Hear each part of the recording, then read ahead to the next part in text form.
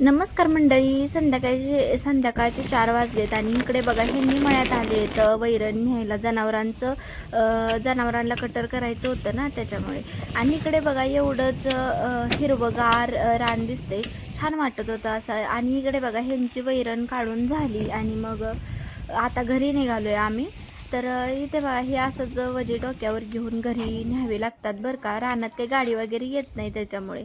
आणि मग म्हटलं चला ह्यांनी वैरण काढून आणले तर ह्यांना थोडीशी मदत करावी म्हणून ते मीना कटर करणार आहे आता. आणि इकडे बघा आपल्याला जनावरांचं खायचं टायमिंग झालं होतं त्याच्यामुळे तिथं पटपट असं आवरायचं चालू होतं आमचं. आणि इकडे बघा आपल्यात नाही इथे ना एक रेडा आहे, तो ह्यांना खूप घाबरतं. इथे बघा तुम्हाला दिसतच असेल किती घाबरतोय तो. आम्ही खूप हसलो बरं का तिथं. आणि इकडे बघा मग जनावरांपुरती ह्यांनी ना वैरण वेळीवर मला कट करून दिली. आता इथे मला येत नाही वेळीवर कट करता वैरण, मग ह्यांनी करून दिली आणि मी टाकली. आणि इकडे बघा कटर चालू करायला आणि लाईट जायला नेमकी गाठ पडली आणि नंतर लाईट आल्यानंतर चालू केलं कटर आम्ही. आता इकडे ना रानातलं जनावरांचं हे सगळ्यात पहिलं काम करावं लागतं आणि मग घरी येऊन स्वयंपाक वगैरे बनवावा लागतो. मी काही फारसं असं काम करत नाही बरं का, म्हणजे आता आयांश वगैरे लहान आहे ना त्याच्यामुळे मग थोडंफार ह्यांना माझी मदत असते अधूनमधून, पण सगळं काम ह्यांनीच करतात. काय म्हणता हो. आणि इकडे बघा राहिलेलं थोडंफार ह्यांनी कटर करत होते. आणि इकडे बघा ना जिथे जाईल तिथे ह्या कोंबड्या मागं असतातच. आपण म्हणतो का नाही हा माणसाळ्याला प्राणी आहे, तसंच ह्या कोंबड्यांचं सुद्धा झालं होतं.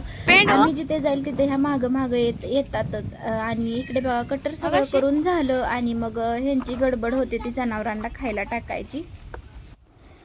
आणि इकडे ना एकदाचं झालं जनावरांचं काम. आता एवढंच नव्हतं तर शेळ्यांना पण चरायला सोडायचं होतं, पण ते काय मी इथं शूट केलं नाही बरं का तिथलं, पण पुढच्या व्हिडिओत मी नक्की दाखवेन तुम्हाला.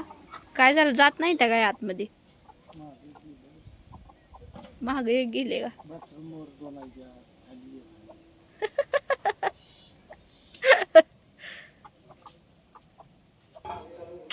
काय बनवायला लागली तिथे? हा, टोमॅटोचा आणि तुरीच्या डाळीचा गरगटा.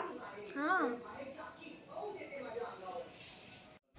आता तुम्ही बघितलंच होतं की कोंबड्या पण आपल्या पप्पांनी कोंडल्या होत्या खुरोड्यात. आणि मग नंतर लगेचच देवाला दिवा वगैरे लावला आणि मग स्वयंपाकाला लागले.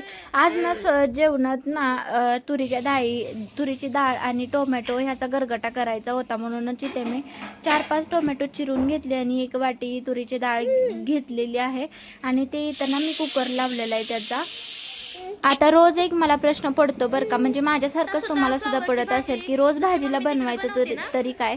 आणि भाजीपाला आणला तरी पण असं वाटतं की आता भाजीपाला आणलाय, माळवं वगैरे आणलंय तरी ह्यातलं नक्की बनवू तरी काय, असं माझं रोजचं चालू असते. तुमचं होतं का असं ते मला नक्की कमेंट करून सांगा. आणि इकडे बघा कुकर तर आपला झालेला आहे आणि एकीकडे ना मी तव्यात फ्लावरची भाजी बनवली, सुक्का फ्लावर बनवलेला आहे. पातळ पण फ्लावर काही खावासा नाही वाटत त्याच्यामुळे मग इथे ना मी सुक्काच बनवलेला आहे. कारण तू सेम सिरा मम्मी बनवते तसा बनवते.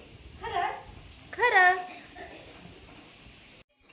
आता इकडे बघा चांगलं असं डाळ टोमॅटो आपलं शिजलं होतं आणि मग आता लगेचच मी ह्याची भाजी बनवून घेणार आहे. आता हे कोणाकोणाला ह्याचा गरगटा आवडतो ते मला नक्की कमेंट करून सांगा. आणि हा गरगटा घट्ट नाही तर ह्यावेळेस ना मी एकदम पातळ बनवणार आहे, भाकरीसोबत कुचकरून खायला येईल असा.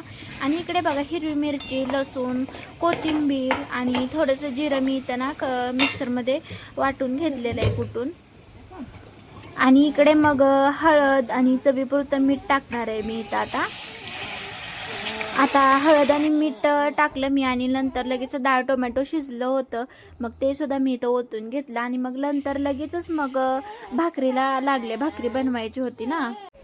खरं तर हा गरगटा आणि ज्वारीची भाकरी खरं तर मला चुलीवरतीच बनवायची होती, पण काय करणार ना, जनावरांच्या कामातच मला उशीर झाला. ह्यांना थोडीफार मदत केली मी, तुम्ही बघितलंच इथे. आणि इकडे बघा मग छान मस्त अशा टम्म फुगलेल्या भाकरी मी बनवून घेतल्या पटपट. तर कसा वाटला व्हिडिओ नक्की कमेंट करून सांगा. भेटू परत, बाय.